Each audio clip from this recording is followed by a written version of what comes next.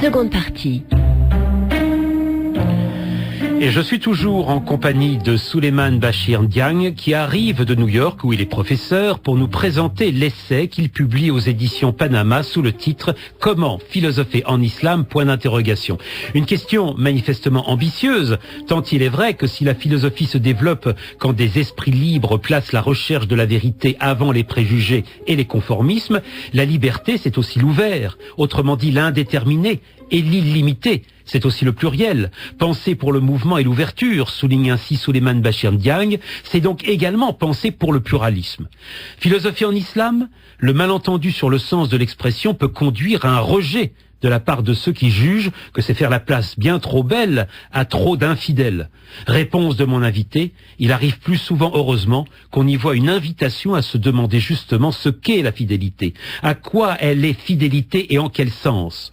Plutôt que d'être crispation contre le temps et contre la différence, elle est au contraire mouvement et pluralisme. Encore un mot pour souligner, mais vous l'avez compris, combien Souleymane Bachir Ndiaye n'oppose pas islam et raison. Pour lui, il existe une sagesse humaine qui a brillé au plus haut point, en l'absence de toute révélation divine, chez quelques personnalités divines, au sens où l'on parle du divin Platon. Et c'est cette sagesse qui doit aider à construire philosophiquement la vérité des significations religieuses.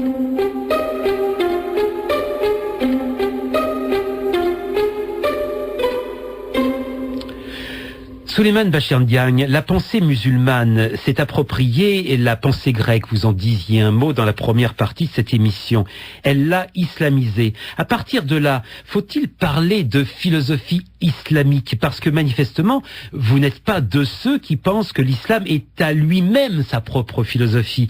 Pour vous, il a affaire avec la pensée, on pourrait dire, païenne. Et oui. C'est cette question qui s'est posée à l'islam, comme elle s'est posée à un moment donné au christianisme également. Que faire de la philosophie grecque? Et je rappelle que le mot philosophie signifie l'amour de la sagesse. Qu'en est-il donc d'une sagesse qui viendrait de ceux qui n'ont pas connu le Dieu unique du monothéisme?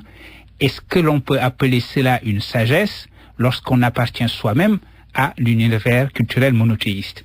Eh bien, cet effet de résistance dans un premier temps, s'est manifesté dans le monde de l'islam avant qu'une seconde phase d'appropriation ait eu lieu. Alors, ce que j'appelle appropriation et qui pourrait nous faire parler d'islamisation de la philosophie ou de philosophie islamique, c'est clair si je donne l'exemple suivant. Il y a une histoire qui est au cœur même de l'islam, qui est le récit de ce qu'on appelle dans le monde musulman le miraj, l'ascension du prophète à la rencontre de Dieu et la révélation à lui, par Dieu, de ce qui allait devenir les 5 prières canoniques du monde musulman. Comment faut-il comprendre cette ascension? Un philosophe, Avicenne, Ibn Sina, connu sous son nom latinisé d'Avicenne, indique qu'au fond, il y a un moyen de comprendre cette ascension à la lumière des doctrines, des fonctions de l'âme. Disons, pour simplifier, que la plus haute fonction de l'âme humaine, représentée par l'âme prophétique, est en mesure d'accéder jusqu'au divin. Voilà donc une manière pour lui de conjuguer à la fois la doctrine philosophique de l'âme telle qu'il pouvait la recevoir du monde grec et ce récit islamique central, encore une fois, dans la conscience musulmane, pour les penser ensemble. Voilà donc ce que j'appelle, dans ce cas très précis, la nature islamique de la réflexion philosophique. L'islam aujourd'hui apparaît d'abord, mais je pourrais sans doute dire toujours, comme le nom d'une religion. N'est-ce pas au fond son problème? Et oui. Alors, justement, pour vous dire les choses, j'ai toujours eu du mal, quand j'écrivais, à dire l'islam ceci ou cela, parce que il y a à la fois l'aspect de religion et l'aspect de culture. Et ce mot massif ne regroupe peut-être pas, ne permet peut-être pas d'établir cette distinction. Évidemment, il y a l'islam comme religion, il y a la réflexion intellectuelle qui s'est développée dans le monde de l'islam, et ce monde de l'islam lui-même est un monde extrêmement divers. Ce sont des histoires multiples qui sont tissées ensemble. Et c'est la raison pour laquelle le dernier chapitre de mon ouvrage, et vous venez de le rappeler, encore un mot important, est consacré à la notion de pluralisme. Il faut bien ouvrir de l'intérieur ce monde de l'islam, l'embrasser, le voir dans la pluralité qui est la sienne, et ensuite faire de cette pluralité un véritable pluralisme, c'est-à-dire un esprit d'accueil de la différence des sectes et la différence d'avec ce qui n'est pas l'islam. Un Européen, par exemple, ne philosophe plus à partir du champ de la Bible. Il philosophe à partir de tout un corpus à qui il prête une valeur en soi. Alors, par exemple, on va philosopher à partir de Kant ou de Leibniz ou de Heidegger, etc. Bon, bref, nous philosophons d'une certaine façon laïquement, même si certains penseurs, évidemment, se réclament d'une croyance religieuse et construisent une œuvre en résonance à leur foi. Alors, on pourra penser, par exemple, pour nous Français, à Gabriel Marcel, ou on peut penser à Emmanuel Lévinas, on peut penser aujourd'hui à Jean-Luc Marion. La séparation est bel et bien faite, autrement dit, entre théologie et philosophie. Je vous pose cette question, Souleymane Bachir Ndiaye, parce que où sont aujourd'hui les Hans Jonas, les Michel Foucault, les Paul Ricoeur, les Habermas musulmans? Écoutez, j'ai envie de dire que on peut les trouver dans les auteurs que nous avions, vous et moi, cités précédemment dans la première partie de notre émission, lorsque nous avons évoqué tous ces auteurs qui, au tournant du XXe siècle, dans la première moitié du XXe siècle, se sont attachés à penser une modernité philosophique islamique. Mais la véritable réponse serait de dire que ce bouillonnement philosophique qu'évoquent les noms que vous avez cités est encore devant nous, est encore à venir. Et cela suppose, encore une fois, un monde musulman qui est reconnecté en liaison de nouveau avec son propre principe de mouvement et avec sa propre tradition rationnelle.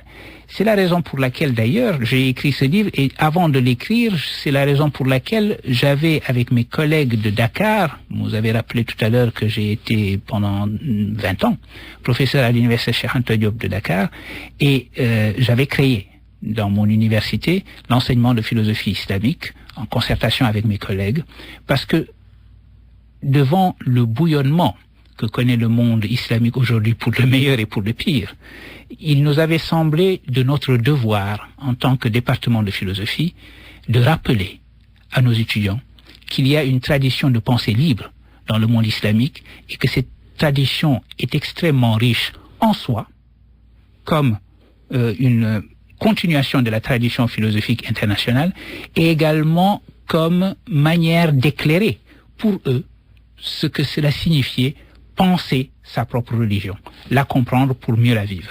Je continue de vous chatouiller. Philosopher, c'est tout de même créer des concepts. C'est penser d'une façon générale, mais enfin c'est créer des concepts. On ne voit pas bien les concepts que l'islam a créés depuis des années, voire des siècles. Vous savez, ces concepts-là sont passés dans la philosophie en général. On oublie une chose, c'est que le monde islamique, en particulier nous évoquions Averroès tout à l'heure, le monde islamique dans le monde andalou a été le monde qui a fait passer à l'Europe la réflexion philosophique.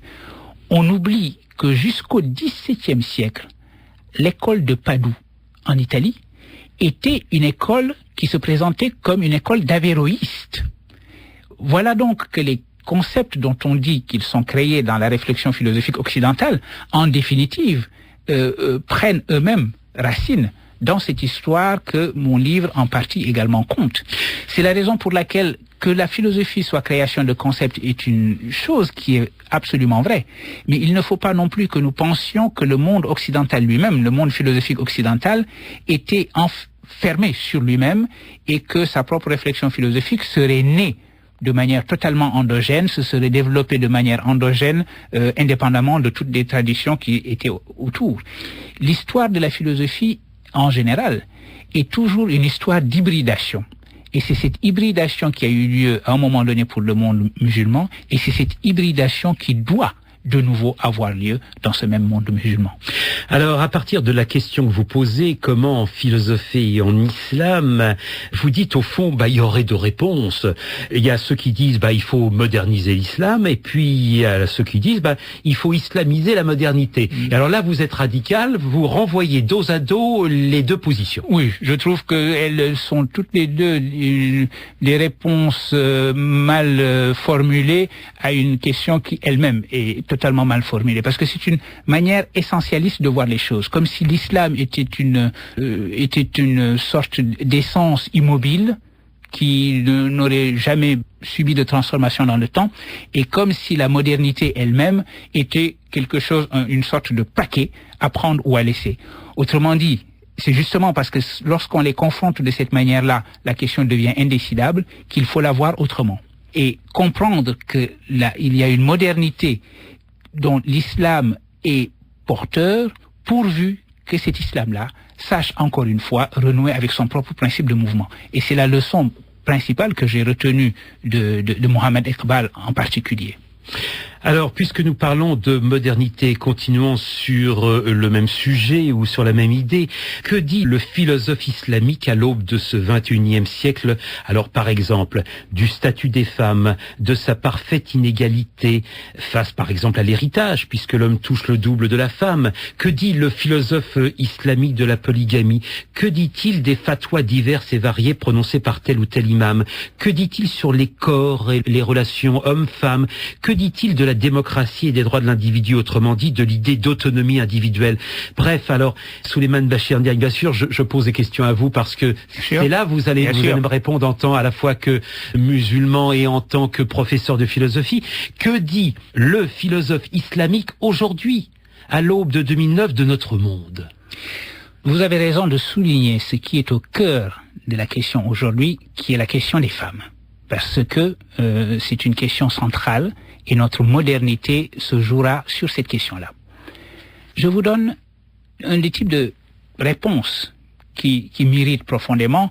Ça consiste pour certains à évacuer la question en disant, vous savez, l'islam est extrêmement progressiste, a trouvé des femmes sans droit et leur a donné un maximum de droits à l'époque. Oui, mais une fois que l'on a dit ça, et alors, qu'est-ce qu'on fait là? Aujourd'hui, qu'en est-il des droits de ces femmes-là? La réflexion philosophique consiste à se dire, cela est vrai, mais cela indique une direction que nous devons nous prendre aujourd'hui. Toujours le mouvement. Toujours le mouvement. Ma réponse à toutes ces questions, c'est toujours le mot mouvement, mouvement, mouvement. Autrement dit, il n'est pas question de simplement dire quelque chose s'est effectué dans le passé et cette chose était achevée à ce moment-là, comme si la vie elle-même n'apportait pas des questions nouvelles, comme si la vie elle-même n'était pas innovation. Par conséquent, comprendre le fait que la prophétie ait été scellée. Qu'est-ce que cela veut dire exactement? Qu'est-ce que cela veut dire que les musulmans pensent, et c'est un des aspects fondamentaux de leur foi, que le prophète Mohammed est le dernier des prophètes et qu'avec lui, la prophétie a été scellée. Cela veut dire que l'humanité a accédé à une forme de majorité. Et cette majorité tient absolument à sa raison et à sa capacité de répondre à des questions inédites, des questions nouvelles, en y apportant des réponses nouvelles, inspirées, bien entendu, de la tradition. Faut-il qu'un musulman ait le Coran dans sa poche pour être à même de déchiffrer le monde? Dans sa poche, ça ne l'aidera pas à déchiffrer le monde. En revanche, le lire en estimant qu'il répond à des questions qui sont les siennes ici et maintenant, oui. Alors, il y a une belle phrase d'Abdelwahab Medeb que je citais tout à l'heure, toujours dans son livre Sortir de la malédiction, et je le dis tout de suite, enfin vous allez bien sûr le comprendre, elle vaut pour toutes les religions, j'insiste bien, mais cette vérité me semble tout à fait passionnante. Voici ce que dit Medeb. Medeb écrit que la vérité de chacune des religions ne peut être admise qu'ébréchée. Oui, il y a une très belle tradition juive, un midrash juif, qui dit qu'à un moment donné, la vérité est tombée et a été brisée en 1000 morceaux. Et que le devenir humain consiste à recoller ces morceaux-là ensemble. Eh bien, l'idée que la vérité est une tâche, elle est à la fois quelque chose qui est révélé, Évidemment, quand on a la foi, on pense que les textes révélés sont le Verbe de Dieu. En revanche, qu'il faille également assigner à l'humain la tâche de faire advenir le vrai, cela doit être l'autre pendant. Et c'est en cela que consiste la philosophie du mouvement dont je parlais tout à l'heure. Encore une question avant une pause, Souleymane Bachir Ndiaye. Au fond, me semble-t-il, alors le mot semble bien savant, mais enfin, vous allez évidemment le comprendre, vous invitez les intellectuels musulmans, voire le monde musulman, à une herméneutique. Il faut retrouver le sens de la parole. Il faut retrouver le sens, il faut d'abord retrouver la posture herméneutique elle-même. Savoir que nous sommes devant un texte à déchiffrer. Interprétative, et que nous sommes également devant un monde qu'il nous faut toujours déchiffrer et auquel nous devons apporter des réponses toujours neuves.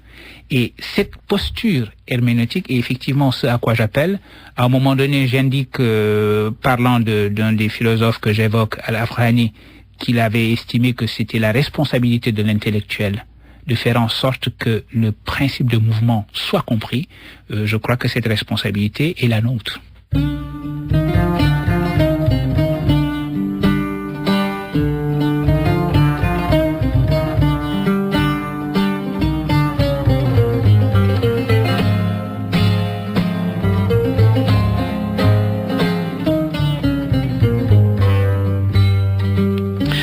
Souleymane Bachir Ndiaye, la figure du philosophe est d'une présence infime aujourd'hui en pays d'islam.